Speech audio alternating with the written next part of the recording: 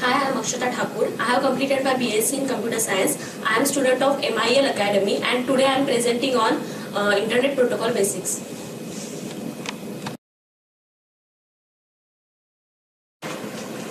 Let us begin with the Internet Protocol's basics. What is exactly an Internet Protocol is? So it is a part of an Internet suite of a routing protocol. It is a protocol which forms the whole Internet. It provides us globally unique addresses which helps to transmit data in packets and performs routing between IP-based networks. It is a connectionless protocol as no authentication is required before communication starts between source and destination. Now, IP header. There are total 13 fields in IP header. Let us look at each. First one is a version. It is used to keep track of which version of the protocol the datagram exactly belongs to. Next one is a IHL. It is a header length. It tells us how long the header is.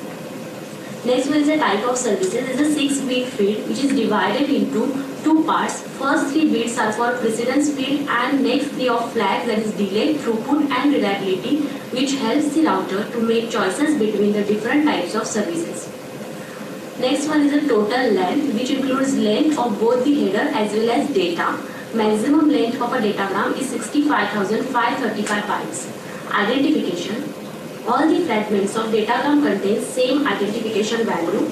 It helps the destination host to determine which datagram a newly arrived fragment exactly belongs to.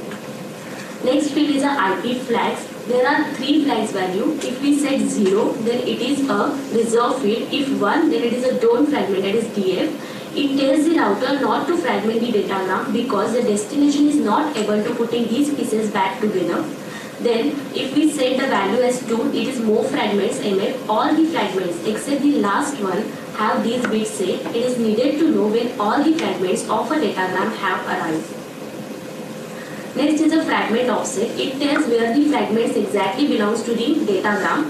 First fragment has an offset of 0. Next one is a time to live. Is a counter used to limit packet's lifetime. It counts the home. When it hits 0, packet is discarded and warning packet is sent back to the source host. Now the source host again need to resend it. Next one is a protocol. It is a value which indicates the transport layer protocol at a destination to which the data portion of these IP datagram will be passed. Next is a header checksum, which is used to verify the header field and detecting bit errors. It is assumed to be 0 upon arrival. It needs to be recomputed at each hop as value of the sum fields like TTLR changes at each hop. Source address and destination address. It indicates the host number and network number of the source as well as destination. Next field is a IP option, which allows an IP header to be extended. There are 5 options. First one is a security, which specifies how secret the datagram is. Second one is a strict source routing, which gives the complete path to be followed by packet from source to the destination. Then third one is a loose source routing, which gives a list of routers not to be missed by packet while traveling from source to the destination.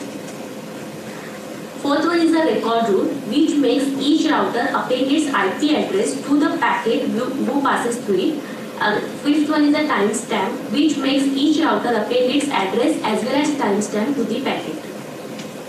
Now, important function of an IP, that is IP routing. Here I am taking 2 hosts, that is 192.168.56.102, it is a source host, and 192.168.10.3, it is a destination host. Source want to send packet to the destination. So first, packet will go to the internet service provider. Then there will be a routing table in which it will check if the destination address is present or not. Then it will check for the optimum path and it will forward the packet to the next gateway, where again it will check in routing table if the destination address is present or not.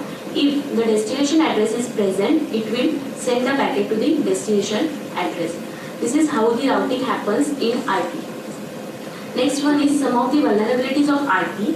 IP uses no authentication mechanism, so it is impossible to validate sender of the packet. So which makes IP spoofing easy, in which the sender of a packet can send a malicious packet to the destination by using any IP addresses. And if underlying layer is compromised using DNS or ARP spoofing, then MITM attack is also possible on IP. IP fragmentation is used to evaluate IDS and IPS packets in which the small packets is divided into smaller parts, and it is very hard to detect the attack packet from these smaller packets. So these are some of the vulnerabilities of IP. Thank you.